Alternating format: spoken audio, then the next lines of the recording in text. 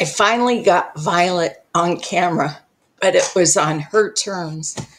I have a lot to do today, but I wanted to touch base with you because I am so affected by all of the suffering going on in LA, and most particularly all of the animals who've been burned and have uh, respiratory problems, and the animals that were up for adoption in the LA shelters are being brought down here to San Diego so that there's room for the victims of the fire and they'll be close to where their owners are. And there's like 300 dogs at the San Diego Humane Society. Now there's already an overflow because so many people are out at work.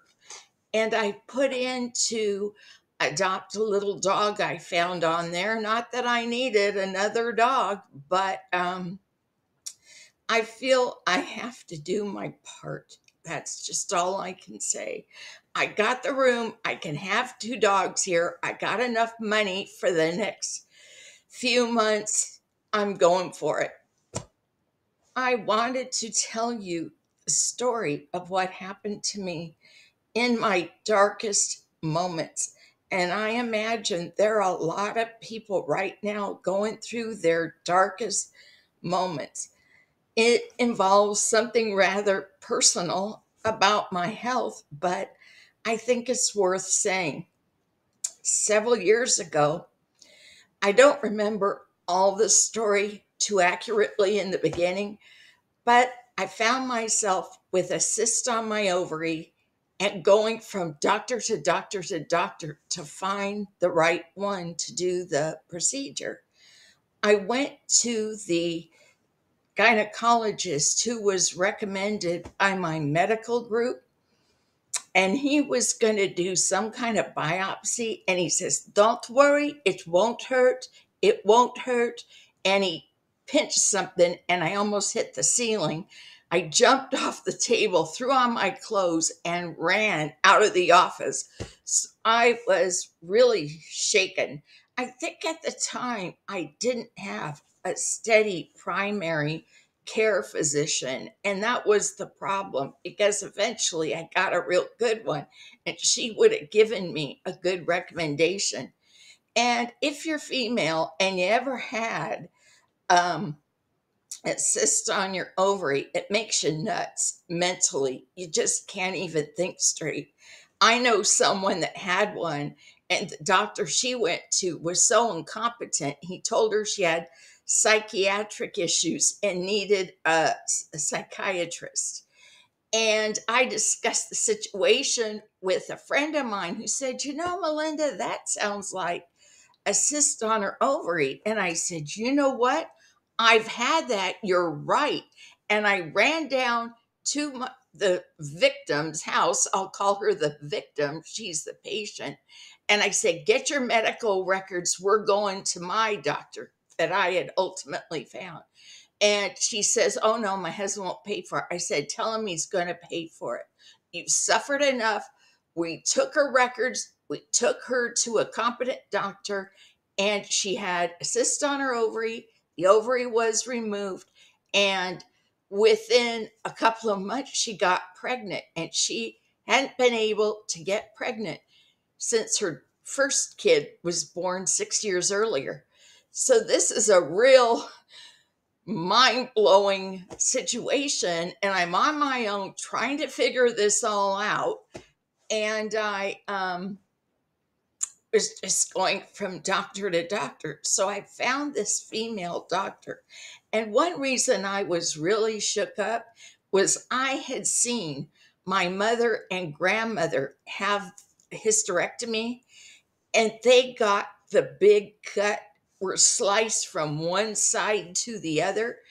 And I wasn't looking forward to that. I was really shook up, had a lot of stress.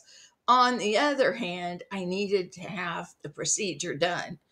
So I go to this I had an appointment with the female gynecologist. And the night before, I happened to see this news story, and this female gynecologist, not the same one, a different one, was on TV saying what a shame it is and a disgrace in the medical community, because all these doctors are performing things like hysterectomies with these huge incisions, and they don't need to. There's another procedure, a new one that was less invasive, but doctors had paid thousands to learn the big procedure, and they didn't want to learn the little one because it would cost more money.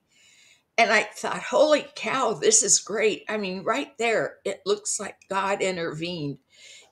Otherwise I wouldn't have known. So I go to my appointment with this female doctor the next day, and she's trying to convince me to get the big incision. And I said, no, I saw a doctor on TV. That's not needed anymore. You can do this less invasive. If I remember correctly, I think it's done vaginally. They didn't even cut me open, if I'm not mistaken. And she just said, I had it done. I still wear my bikini. There's no reason you can't go through this. And see, she wanted to make the money because the only thing she knew how to do was the big incision. So said, no, thank you. Goodbye. And I took off. I found this other doctor, and he was this Pakistani guy who was kind of young, and by then I was so sick. I just didn't even care who did it, just anything. And I dragged myself into his office, and I get on the table with a drink, and he is a real smartass, horrible, uh, really kind of sarcastic, no bedside manner, I'll tell you that. And I'm so sick, I think, as long as he does the procedure correctly, who cares? And he went out in the hall and yucked it up with his staff for a long time, leaving me waiting on the table. He was absolutely terrible. And I mean, I don't know how some of these people are able to get medical license or to maintain them when they act like this. So he tells me to see his girl, Michelle, who turned out to be the biggest, can't use the language I really want to use, but the biggest biatch I've ever seen in my life. Unfriendly, serious, never looking in your eyes. And she's supposed to be scheduling my appointment to have this less invasive surgery. And I said, I'm a diabetic and I would like to be scheduled in the morning, because if I wait all day, I'm kind of lightheaded and a little shaky, and it's kind of disturbing to be put under in those situations. So she scheduled me for the morning. I had to wait 3 months, and I pretty much stayed in bed with a heating pad the whole time. That's all I could do. So finally, the day comes when they call me. I need to go in to the office once again and get some instructions, and then go across the street to the hospital and do the check-in procedures. But this was not the day for the procedure. It was just to sign up and give them my insurance and all that. So I go into the doctor's office, and I see this charming person named Michelle. And she says, you need to be at the hospital at 7 a.m. I mean, excuse me, 2 a.m., 2 p.m., 2 in the afternoon. And I'm like, I asked for a morning appointment. Remember, you scheduled me at 7 a.m. She says, no, we can't do that. You have to come in the procedure's going to be done at 2. And I said, no, really, I'm kind of nervous. Anyway, I really need to get in the morning. She says, no. And it was a real jackass. So I go up to the hospital to sign up, and I'm in tears. I'm just broken. I am exhausted. effing exhausted from all this. I'm feeling sick. And I got this really nice lady behind the counter. And I told her why I was crying and how Michelle treated me. And she said, I was a diabetic educator and you have legitimate concerns. I'm going to call over there and talk to Michelle. This may be the second time God intervened, because it was just so great to have somebody willing to help me, any kind of support at this point. So she called Michelle, and I could hear on the phone Michelle was giving her the mental middle finger, just, up yours type treatment. So the lady hung up and said, I'm so sorry. I tried to help you. And I said, no, she's a problem. And I get it. So I went home and I thought about it. And I thought if I could talk to the doctor, maybe I could get this changed. So I talked to his nurse on the phone and I said, I don't want to cause any trouble. I just like to speak to him. And she said, okay, come in at 2. So I get in the car, go down there, 2 o'clock. She comes out in the waiting room, this nurse, and says, he's not going to see you. And I said, why isn't he going to see you? She says, he doesn't want you as a patient. And I said, why doesn't he want me as a patient? He already, you know, told me he's going to do it. Why doesn't he want me as a patient? She said, nope, forget it. Goodbye. So I go home, and the next day, this envelope arrives, and it's a letter saying he doesn't want to be my doctor. And to paraphrase, shove it. That was to paraphrase. And talking about my lowest moment, something about the rejection. And I will guarantee you, I did not act in a way that was inappropriate. I didn't scream, yell, cuss. I kind of panicked. If anything, I said, no, please, I'd rather have it done in the morning. And nobody else has ever done that. I've been to dozens of doctors. I've had the same primary care physician now for more than 10 years. I don't know what was wrong with them. I seriously don't. But now I had to start all over finding the right doctor. And I went online, made some calls, this and that. I found a young guy down at Poway, which is kind of a higher end area, that was willing to accept my insurance. I go in. He gave me a lot of confidence. He seemed very sharp and on his game. I had to wait for 3 months again. And I laid in bed with a heating pad. I was certain God had forsaken me. I didn't think anybody loved me. I didn't know why I was going through this. I had 4 dogs I had to keep getting up to take care of. And I was in the same state of mind that these fire victims are now, where you're in shock, you're lost, you don't know how you're going to do it. You get this feeling like you're cringing from the cyst. I felt like I did have psychiatric problems at that point, and there was just no hope in sight. Is this guy going to fail me too? What on earth? So then I got to the end of the 3 months, and they couldn't make the appointment or follow through. They needed to cancel because the doctor was out of town.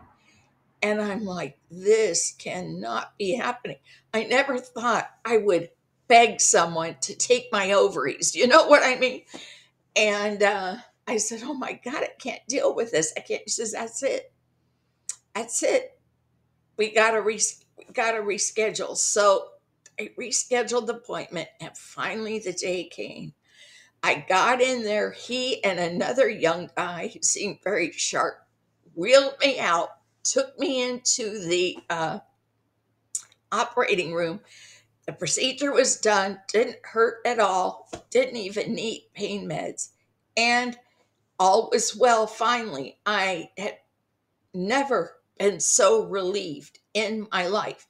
But I was so mad at that doctor that sent me the letter. I'm a very vengeful person, and that's something I need to work on. But I was so over the top mad, that I just didn't care. I was in a state of mind where I couldn't even think about God or what I should do or if I'd get sued or whatever. I went on to, this was before Yelp, or I hadn't heard of Yelp, and I posted a blog about this jackass and what he did to me. And I called him a mental rapist because that's what he was. He had absolutely just screwed me into the ground at my worst time. So I forgot about the blog. And then one day, months later, I thought I'd look because what the heck. And I had like 100 comments on there, at least. It may have been more. And they said that he got bounced out of the medical group and no one else will take him. So he had to work with his sister. And I had many, many people say thank you for posting this. This guy almost killed my mother. And then another one said he did surgery on me and now my navel is on my side. And it just went on and on. And I thought, you know what? I'm over it. I'm not out to totally ruin this guy. So I took the post down. Well, somebody contacted me through email and said, my God, I was just about to tell my experience and I find your post is gone. Please, please put it back up. So I typed it out again, posted it again, and she wrote her comment. And so some months went by and I thought, I wonder whatever happened to that blog about Dr. Ghosh. So I go and in the index, there are these huge letters NBC, Doctor almost kills woman. And there is a news story with this couple. The one, they were a little older. This woman went into that doctor, the one who had sent me the letter and said he was refusing to be my doctor for no reason. And he messed her up so badly, she now defecated out her vagina and she couldn't have sex. Their whole lives were ruined.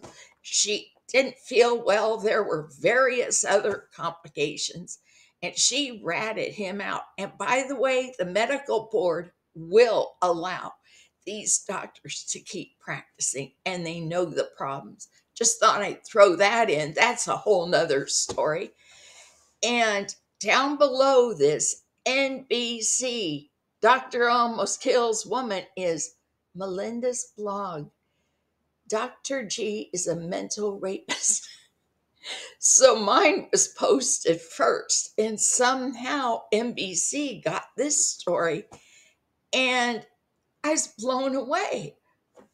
It seems like, despite all my suffering, there was a purpose in it, that somehow I had helped other people, if only to allow them to vent all their frustrations about this jackass. And later on, I I got an email from his ex-wife and said, "How could you post this when we have a son? And he's gone, he's dead, but its son may see this." And I said, the best thing that can happen to your son is to see why he shouldn't turn out like his father.